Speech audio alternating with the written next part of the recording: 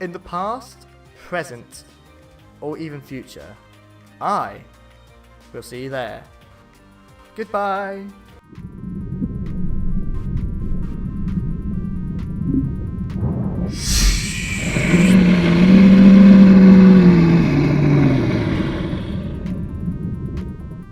One eternity later.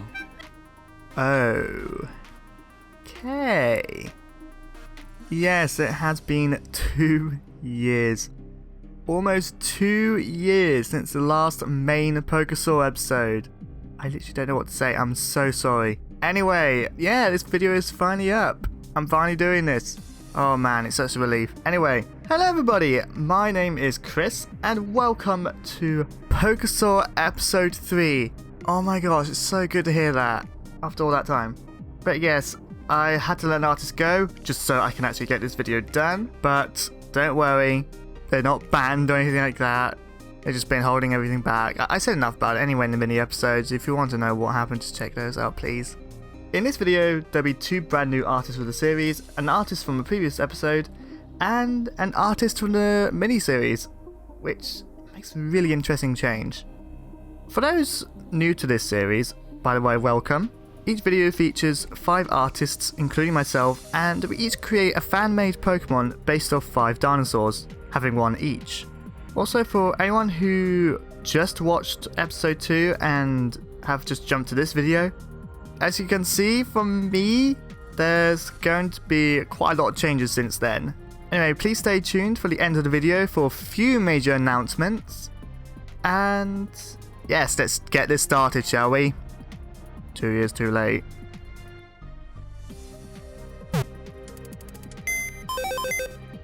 The earliest and only Jurassic dinosaur on this list is Megalosaurus. One of the few dinosaurs we British can brag about, with it being discovered in areas of Europe such as Britain and France. Although let's face it, I'm jealous at America and Asia having the T-Rex, and Africa having sauropods, South America having Spinosaurus, etc. Megalosaurus was first discovered all the way back in 1676 in a quarry near Oxford. The fossil was thought to be a giant human femur at first, then a Roman war elephant? This bone only now exists in drawings. The bone also featured in a book called Natural History of Oxfordshire by Richard Brooks, who featured a drawing referring to it as the scrotum humanium, as it looks like... Should I point it out? I've already said the third name, but yeah. A pair of human testicles. Back when the dinosaurs were first discovered, the name Megalosaurus became a wastebasket name, where many other discovered species of theropods were incorrectly given the name without enough study. This issue is still being fixed today. A few examples of dinosaurs that have been given this wastebasket name include Koreaceratops, Dryptosaurus, and Pokésaurus. Another very odd fact is that this dinosaur actually featured in a Charles Dickens novel called Bleak House. It would not be wonderful to meet a Megalosaurus, 40 feet long or so, waddling like an elephantine lizard up Holborn Hill. I mean, I think a lot of people know this dinosaur is definitely not a waddler. I mean, I know Megalosaurus was closely related to the duck, but yes. Apart from being probably one of the earliest dinosaur discoveries known, it is not that interesting of a dinosaur compared to many other dinosaurs. I mean, I didn't even talk about the dinosaur itself much, so yes, that sort of shows it. But I think the history behind its discovery and the impact it has made on society is definitely very interesting. The early concepts are really cool, although I do prefer its modern concepts as they're accurate, and they actually look like they are capable of killing you and not waddling towards to your demise, I don't know. Anyway, let's see what the artist has done with this dinosaur. This Pokemon has baffled researchers since it was discovered. The unpolished gems appear to be hiding a great potential inside. This is Lazurus. Not what you probably expected, did you? Well, actually, maybe you were. You probably looked at some of the images and thought, oh man, it would be great to see a Pokemon that looks like that. And yes, this is clearly based off the original concept of how Megalosaurus used to look like, according to scientists when it was first discovered, looking like an upright, chubby crocodile. That's really it. It's a chubby crocodile, but it still looks cool. Its name and design is also influenced from the material Lazurite, an incredibly beautiful gemstone, or some of you may know it as lapis, which some people on Minecraft would use to enchant their weapons or dye their sheep blue. Oh, also, in my screenplay here it says it creates a pun, but I'm just like thinking to myself, how just made a pun? What am I missing here? Yeah, this screenplay was written quite a while ago. Lazurus would be a slow but quite an offensive Pokemon with decent bulk, but this Pokemon can be fluid with its brilliant abilities. An offensive set being Rockhead, Sandstream takes a more defensive approach, damaging most Pokemon as well as a boost in special defense. A mixture of the two abilities would be Lightning Rod, giving it an immunity to electric moves while increasing its special attack stat. So good if you have this in doubles and your ally uses Discharge, or if you just want to just straight out Thunderbolt it, and go ahead. There's one big flaw, however. It's a pure rock type, meaning it has 5 weaknesses. And another flaw is that it hasn't really got any extreme stats to take advantage of. Offensively, Lazurus can be decent, but it fails to fill in any role other than the support with Sandstream. Also, I'm sorry about my budgies if you could hear them, but that is about to change. This ancient Pokemon is a mystery to all but the few who train it. As the trainer learns to understand it through Mega Evolution, its true form is revealed. The true first Mega Evolution in the series. Yes, Yildiz may have been the first published Mega, but this was actually the first Mega to be made in the pre-production stages of this video. I know, I'm shocked as well. Okay, I'm sorry, I know. Anyway, Mega Lazurus's crystals have been used to give it an electric typing, which helps it massively with its whopping 138 special attack stat. 138! Mudkip, can you, any examples of what this Pokemon shares with speed? Mega Lazurus can outspeed many Pokémon including both hero of many battles Zamazentaranzation, Mega Manectric and Mega Jenga, and Galarian's Zen mode Darmanitan. It shares its speed stat with Mega Mew Pro Y. Hey. Yes, Mega Lazurus still retains its rock typing, benefiting from the sandstorm it has created if it had Sandstream before Mega Evolving, and it aids its 120 attack stats. But what about ground types, you ask? Well, Levitate is the ability Mega Lazurus has. This Pokemon will only be weak to water, grass, and fighting. So thanks to electric typing, it does gain neutral damage from steel moves. It may be fast, but many other Pokemon can outspeed it, including Mega Sceptile. Unless this Pokemon packs priority moves, it will have a hard time against a lot of opponents. However, I would say that this Pokemon is still really great, especially with its brilliant speed and offensive capabilities. But yes, for moves, just give it something that will make it hit hard, just really powerful moves. Just go all out. Don't be afraid of recoil or anything like that. Just mash your way through. Be a glass cannon with it. And here are those shinies, which are yellow. To be honest, I thought it was the other way around because I think you can guess. Electric type, yellow. Yeah. I would like to thank Broseph for doing these designs. It was really kind of him to do another few designs for this video. Please check out his YouTube and any other social sites that will be linked in the description of this video. He would appreciate your support. Oh, and did you get the pun? Yeah, I'm just gonna let you figure that one out. From the Jurassic to the Cretaceous already, we have Suchomimus, the second Spinosaurid in series. Larger than Baryonyx, it weighed 5,000 kilograms and reached lengths of 11 to 13 meters. So it's chunkier? Okay, wait, the fossil discovered was only juvenile, so it could have been much bigger. Even rivaling Spinosaurus, what? Also, speaking of Spinosaurus, yes, I am very much aware about that new discovery about its tail. Yes, I think it's cool. Like Spinosaurus, Suchomimus could have had a sail on its back, but smaller. Also a bit like Baryonyx. These could have likely been used for heat regulation due to their large size. Like other Spinosaurids, Suchomimus had a crocodile-like skull full of pointed teeth to catch slippery fish. So my tooth from Pokésaur episode 1 could also be a Suchomimus. Speaking of which, it was broken because I was going to draw that as reference during an art class. I would say sacrifices must be made for art, but this one's heavy. For those who played Jurassic World Evolution, do you agree that Suchomimus has some of the best skins in the game? I mean, just look at this one. Look at this one. So hot. So, how will this Pokemon, inspired by Suchomimus, fare against my dear Certrax from Pokésaur episode 1? Well, let's find out. An effective killer, Salcroqe hunts by swimming in large rivers and lakes with great agility. For Pokemon trainers, this Pokemon was hard to train when professors were giving them out as starter Pokemon, but the pride of Salcroqe made this difficult. Talking about its design, I haven't really got too much to say about this design except I really like how cute it looks, yet it's somehow intimidating. And I also like the really bright and colourful palette in this design.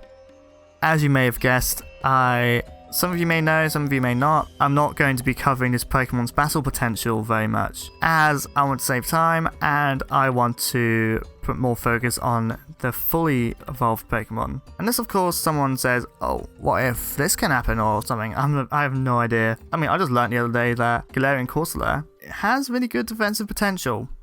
This Pokemon, as you would guess, is actually quite offensive in its stats. One ability, Swift Swim, aids to give it a speed boost, while Rough Skin or Cursed Body offers defensive options. The desert is a dangerous place, but encountering this Pokemon can make things worse, unless you want a quick yet gory death.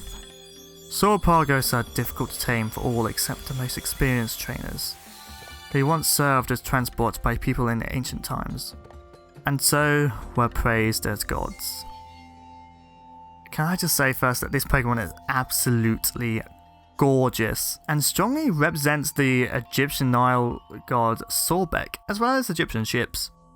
To be honest, I am not sure of any Pokemon particularly influenced from Egypt. If they haven't, they are missing a lot of opportunities for such great designs. I just realised Cofagrigus. Oh my gosh, I'm an idiot. Anyway, I really like how colourful this Pokemon is, but it doesn't feel overwhelming. It's not like every colour is saturated. Like really saturated, like again, some counter design nowadays. It makes sense for it to be very colourful, as the artwork the gods were featured in were very colourful. No wonder why you shouldn't encounter this Pokemon alone in the wild. Just look at those stats.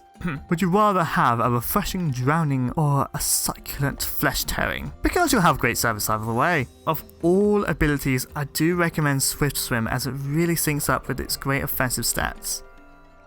For the other abilities I already talked about, Cursed Body can do good against any Pokemon trying to kill Surapagos with Freeze Dry or Moonblast, whereas Rough Skin is good against physical dragon moves. For moves, yes, just again, very powerful, very offensive moves.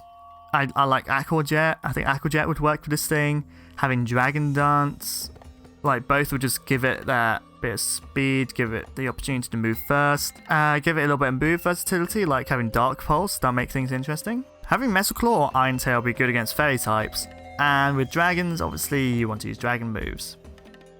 And here are their shinies. I wanted to make the colours of these mons brighter and more saturated, like what you associate with royalty. I would like to thank DarkFox on Instagram for doing these Pokemon designs. Admittedly, I did trace over her artwork, as you can see on screen, but I also took the liberty of trying to recreate her style in digital form, which I did hope I did well. Also, I did get her permission, so don't think I did this sneakily or something. I did just ask them. And yes, the reason why I did this, and only this time, is because I felt bad they had a lot. I think they had some stuff going on, but I had a design to work from and they were available to chat. Honestly, I'm actually quite happy with my attempts on this design, but what do you think? Anyway, please check them out. Links are in the description of this video. Did I say Chinese words? What was I typing there? Oh, so yeah. I'm just looking at my screenplay and apparently oh, you'll know what I mean. Surprisingly, the first Ceratopsian in Pokemon creations is not the stereotypical one. Koreaceratops is a basal ceratopsian that stood on its hind legs, likely to use its hands to grasp onto vegetation it eats. Only one specimen of Koreaceratops was discovered in, forgive me if I butchered any Korean words, in Haswonga City in Gyeonggi Province, South Korea, by Jeong Nam Lee, Michael J. Ryan, and Yoshikago Kobayashi. Again, I am extremely sorry if I pronounced those wrong. Although the skull of this animal wasn't preserved, paleontologists are confident that this animal may have had a parrot-like head and beaked jaws.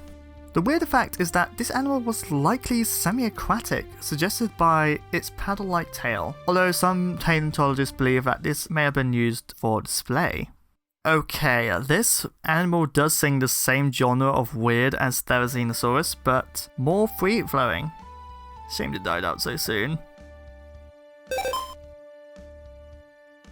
Cerapaddle can be seen swimming together in small groups, lounging alongside bodies of water, playfully tackling each other, or collecting food and other random things in and out of the water. Their diet mainly consists of seaweed, leaves, grass, ferns, berries, and sometimes small fish. Though Cerapaddle aren't fast on land, they make up for it by staying together in social groups for offensive and defensive purposes. Alright, so as some of you may have guessed, I actually include names in the Pokédex entries now, because for some reason I thought it would spoil too much, which in reality it doesn't. Yes, I have no idea how my mind works.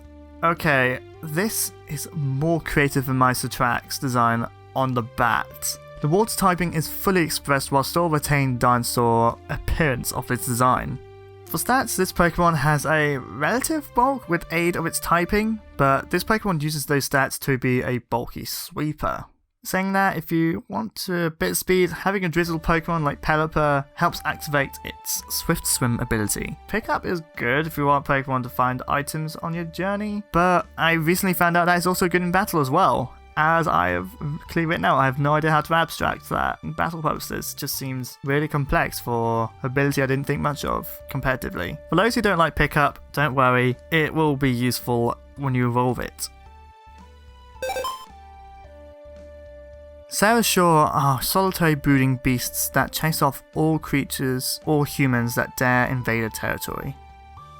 Most Cerashore are found on land but can swim and float around in bodies of water like large modern day species of turtles or hippopotamuses. If their large armoured appearance doesn't frighten you, their low grumbling thunderous roars followed by heavy ground shaking footsteps will. Talk about a Pokemon taking self-isolating seriously. Sorry, I just had to put that joke in to make it relevant, but yes, I hope everyone's doing okay with that, by the way. Anyway, Cerashore is a beast. If I saw a bunch of these lying around, I would just turn back before they noticed me and make the ground thundery. I really like the shell on this design, which was actually added because I suggested that, well, I pointed out this thing had a very bare back and it just looked bland to me. And to be honest, I find it's a great change. Really cool. Alright, so think about the competitiveness of this Pokemon. Cerashore is a lot bulkier with its great defensive stats, although its HP is mediocre. This Pokemon gives two options for having an offensive or defensive ability. Tough Claws is good if you want a bit of extra power in physical moves. Shell Armor boosts this Pokemon's defensive potential, but this can be negated by anything with Mold Breaker, such as Excadrill. Despite that, I still think Shell Armor is the best ability for this Pokemon, as I think it will utilize this Pokemon's defensive stats. For moves, there was a few suggested, but I had to change a few things. I hope it's okay, but I don't really like one-hit KO moves like Frisher, as although yes, they are very powerful, they're just so low in accuracy. and literally you're wasting a turn. But there was some really good moves included, like Shell Smash, Shell Smash that can work well with Tough Claws. And of course, you've got to have Earthquake on a ground type. That's not me telling you off, by the way. I'm just saying, for every ground type, I think they should have Earthquake. Every ground type deserves Earthquake. For a defensive stat, I would recommend Iron Defense and Rapid Spin. They're always good against opponents that are trying to set up their stats, which I wonder if will make your opponent rage quit. Probably not. The only huge weakness this Pokemon has is grass types. Other than that, this Pokemon can hold its own. Cerrium are said to be the true evolution of Cerapaddle, but all documented cases by observationalists and professors prove otherwise. A dragon scale is an item found and held by Cerapaddle during group collection activities, which helps aid their transformation into the large water dragon. It is known that Cerrium are very patient and calculative when it comes to hunting down prey or escaping other predators that are much larger than itself.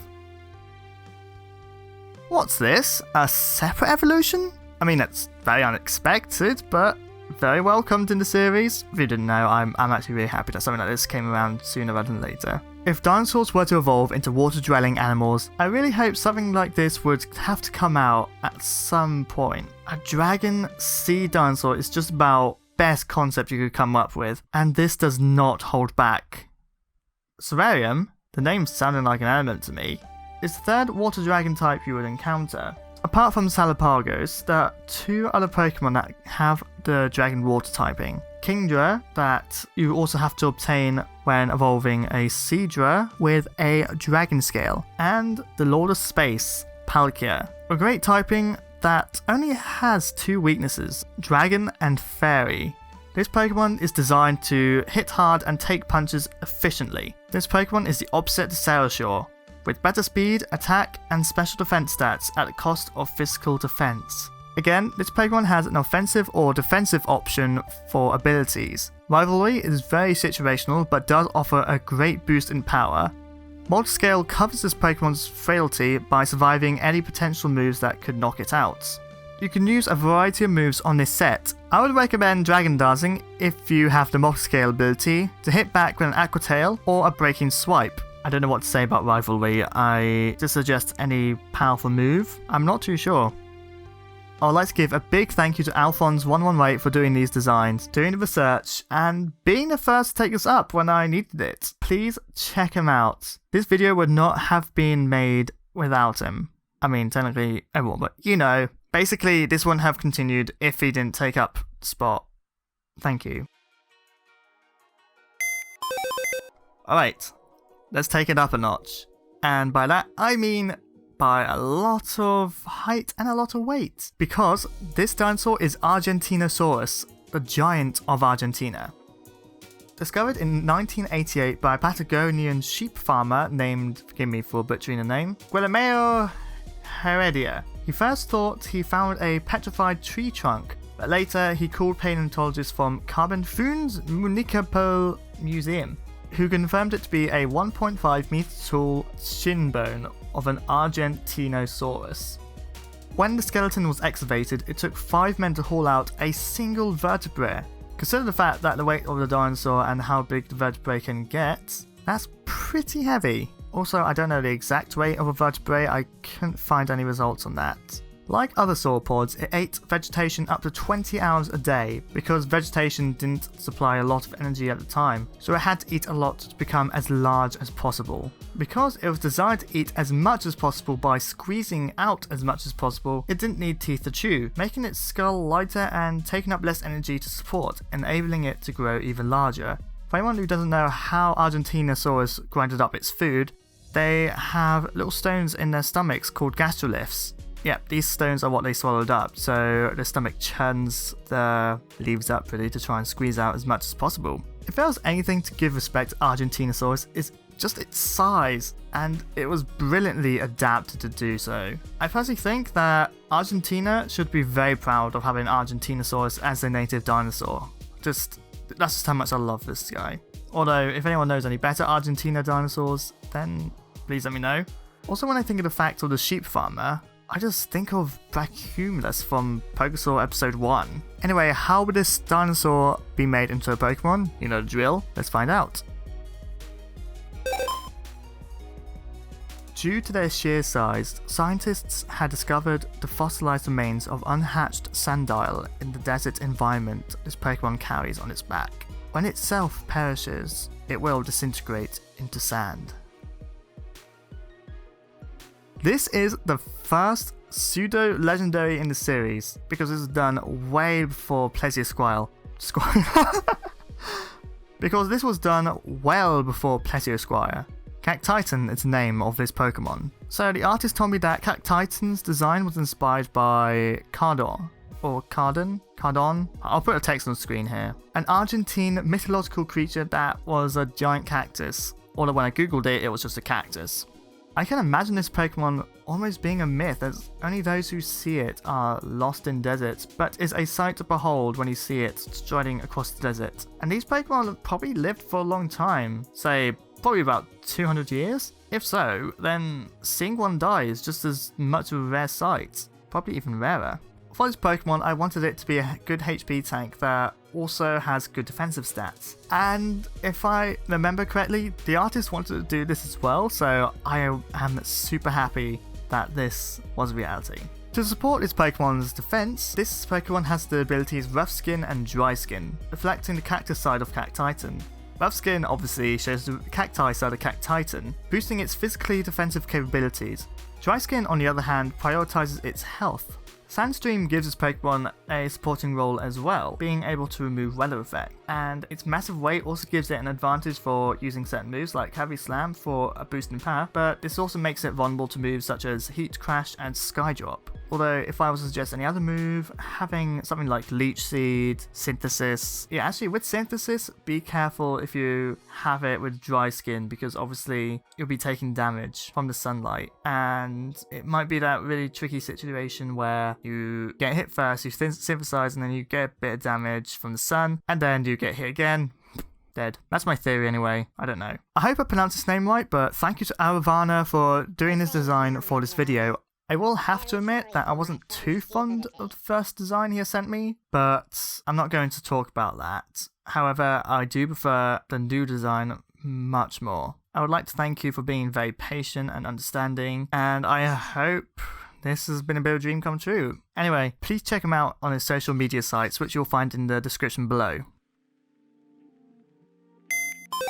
The absolute smallest dinosaur on this list is Micro-pachycephalosaurus. If you thought that name sounded a bit long-winded, it's because it's the longest name of any dinosaur, consisting of 23 letters. 3 letters shorter than the whole entire alphabet. Yes, it's 3 letters shorter than the alphabet. This animal could be related to the well-known Pachycephalosaurus, or so thought by Dong Jim, forgive me if I butchered that name, a Chinese paleontologist, when he named this dinosaur Micro-pachycephalosaurus. It was concluded in 2011 by Richard Butler that this was a primitive member of the Ceratopsians, the group that the well-known Triceratops is in. By the way, Triceratops has not been done in the series yet. It is in queue, but if that never gets done, then let me know if you're interested. The reconstruction of this animal was entirely made from a single fossil specimen, which conveniently doesn't have a skull. Surprising as Pachycephalosaurs and Ceratopsians are defined by their heads. Seriously, Pachycephalosaurs are notable for their thick, bony skulls, and Ceratopsians for their large frill and their horns. And spikes on the frill as well. Anyway, let's see what this little dinosaur looks like as a Pokemon. Although the same species, these Pokemon have 2 quite different forms. Urban Mycleo are adapted to scavenge off food in towns and cities. Rural Mycleo live a more tranquil life in herds near rivers. Alright, this is a bit confusing, but I basically decided to use the concept of the 2 kinds of Micro-pachycephalosaur, one as a rural Ceratopsian and an urban Pachycephalosaur. Come to think of it, why didn't I not swap those around? No idea, I think could be the idea that I have. The rural form is based off sandstone cliffs and a collar dove. The urban form was inspired by city pigeons and Chinese vases. explaining why they are rural and urban. I don't know, with the urban form, I was just thinking that it suits a pachycephalosaur-like appearance and a cliff-like appearance for the rural form. For the urban form, I wanted to have this guy be as frail as possible to make it so speedy, as I thought it would need to run away from Furfus and Glammeows in the cities and towns it lives in. Plus, it is just a funny excuse to have a Focus Sash Endeavour set with a quick attack. Let's face it, level 1 Pokemon with an Endeavour is absolutely hilarious. I mean, a bit cheap, but, you know, it's not illegal. For abilities, I wanted to give this Pokemon a unnecessarily powerful, but a bit of a very sacrificial ability, as you can see. For the rural form, I wanted to make this Pokemon the opposite. It's bulkier and not as fast, but still has pretty decent speed on it. Its abilities has the same approach, but at the cost of being frail against grass moves, considering that it is a grass type. I know it's actually quite funny, isn't it? It would be expected that these Pokemon use their heads as much as Rampardos, but the crests on their heads are mostly used for display, although they will use them if they must.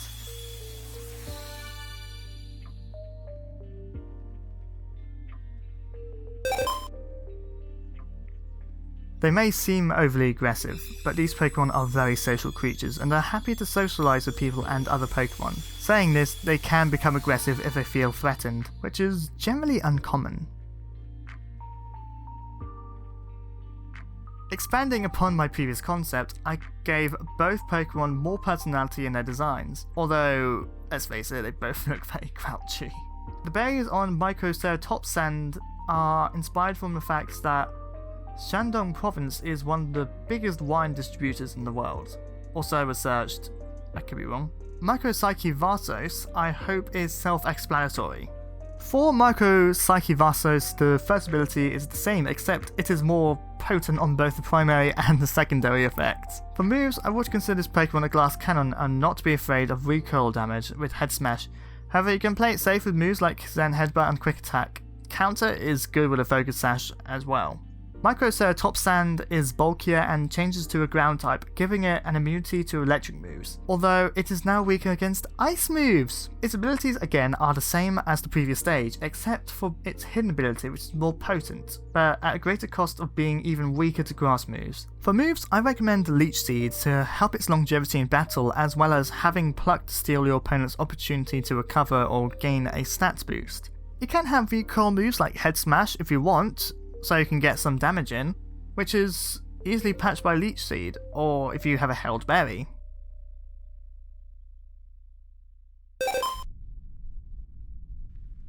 The orb is said to contain an entire universe, fueling Micro-pachycephalosaurus' psychic capabilities. The head of Micro-Ceratops and is so sturdy, even a bullet train cannot leave a dent.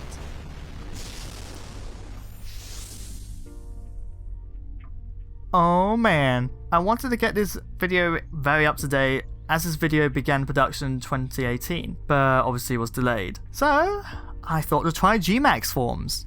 For these designs, I went with crazy, having G-Max Micro-pachycephalosaurus being a big-headed thing, and Micro-Ceratops being, yeah, you get the idea. But these guys gain G-Max moves as well. The reason why I highly recommend having Zen Headbutt or Psychic Fang, as you can get the G-Max move Transparent Bash. This move hits for massive damage but also greatly reduces the speed of all opponents. With Micro-Ceratops, it is able to access a ground G-Max move called Sedimentation. This move summons rain for 5 turns and creates a barrier that lowers all opposing Pokemon's attacks and special attack stats by 1 stage every time they do attack. I hope that makes sense. Alright, this is a weird one, but I would like to thank Pixel Pancake 246 for suggesting this dinosaur for the series. This was the last dinosaur from the selection, so I took it up myself, and I hope I gave this dinosaur justice. Oh yes, also, I gave these guys shinies. Yes, I was stupid enough to give all these guys shinies, and I'm so happy about it. What do you think? Do they look good? Let me know. Before I start rounding this video up, I am very sorry for my budgies. Again. I just gotta talk to them because I don't want to like strap tape on their mouths or anything like that. So yeah, sorry. Anyway, for those who don't know, right now I'm talking just after editing the entire video, and there's a few things I want to go over. But first is a few major announcements. My first announcement includes you. Yes, you! If you want to have your drawings that are dinosaur, Pokemon, or prehistoric related to be featured in the next episode, you can send them to me on any of my social media sites, but please don't... Sorry, a fly just went in my face then. Anyway, these artworks will be featured in the end of that video. So please don't steal anyone's artwork or send me someone's work without their permission. But wait! What if you wanted to have one of your designs featured as one of the main entries in the next video? Well, that can be a reality. This will be a competition to make your Pokemon idea a reality, and it will be drawn by myself, or any artist that actually wants to take this on. And guess what? This competition starts now. Yes, now. Get those pens ready and get designing. But please read the guidelines in the document that will be in the description, or you can watch the video in the eye icon here. But if you want me to quickly go over the guidelines, just keep it family friendly, don't be offensive, make sure it relates to a prehistoric creature. Well, actually, make sure it is inspired by a prehistoric creature. And I think that's it. Alright, there's more in the video that I just referred to, so please check that out. It doesn't have to be a great drawing or even a drawing. A small paragraph I can accept as well. I am only judging for the overall concept. I'm not going to be judging over talent. So if your concept sounds really interesting to me, then yeah, that'll be something to do. To take part in the competition, you can either @ me on one of my social sites or use the hashtag Pokemon Creations Competition. I think I know which one you're going to do first. Oh, and also, if you don't know what to @ me as, it's usually Mosasaur Works. I'll put it on screen here. And the hashtag. But these will have to be posts. I will not accept direct messages. The other thing I want to announce is that I plan to start a new series. Kind of. I technically started it with the mini-series, but basically, what it is, I'm not 100% certain, as it's really up to you all. But I have these main series planned. Walking with Pokemonsters. So these would include Pokemon that are designed from animals such as Mosasaurus, Pterodon, Arthropleura, and Koreaceratops. But there are so many more. Actually, they are probably the most diverse. Seriously, look at the spreadsheet in the description below. It's just mental. The other one is Walking with Pokebeasts, which would include the woolly mammoth, terrorbird, and fly. No, not flies, no, that'll be Pokemonsters. And Basilosaurus. Oh yeah, and monotremes like Steropodon, which is basically like a beaver platypus thing. Or do another Pokesaur episode after this one. Or just suggest any topic. It could be your favourite anime, movie series, or even book series. Just please remember that I want to keep this series family friendly, so I won't accept anything too inappropriate. And by family friendly, I don't mean kid friendly. There's actually a big difference. I know I mentioned this in the Iguanodon mini episode, but I also wanted to say it in this video, especially as I learnt a lot while writing this screenplay, such as aquatic sloths. I'm not joking. Just look it up. I started writing this in 2018, by the way. I'll do a major poll from the comments across Facebook, Twitter, Patreon, my Amino sites, DeviantArt, Tumblr, Instagram, and the comments on this video. I'll be sure to give you a link specifically to those posts other than this YouTube video in the description below or a comment. And with your topic choice, who would you like to see in that video? Like if it was a Pokebeasts episode, it could be based off a deer. No joke, I got deer. Actually, no. If I was to have any animal, it would either be a horse or a dog, mainly because I love horses and dogs. So this poll will end on July the 30th this year, and this is the same day the competition will end. Okay, so now just talking about the stuff in production. I finally managed to find a time to record. I was so nervous because I wouldn't have been able to record this weekend as everyone's just home and such. So it's been pretty difficult. And I wanted to thank the artists who gave me permission to use their artwork as cutaways in this video. There is a document in the description of the video that will have links to the sources of their artwork. Please check them out. Also, I would like to thank my friend George, or I think if I remember this name, Boa, who's done music for the Koreaceratops section. I would like to give a big thank you to him just for doing this, really. Like, he actually volunteered to do it, and he's done a great job at it, so thank you very much. And of course, I would like to thank you all for watching this video. Please like it if you enjoyed it, share it with your friends if you think this video is worth showing, and subscribe if you want to see more of this content in the future. Or bookmark my channel in your web browser and just check in like I remember doing when I didn't have a Google account. Yeah, no facts about me there. Oh, and also, please check out my Patreon if you want to support this channel further and gain some extra perks. More information will be on that site. I even made a video about it as well. In the past, present, or even future, I will see you there. Bye!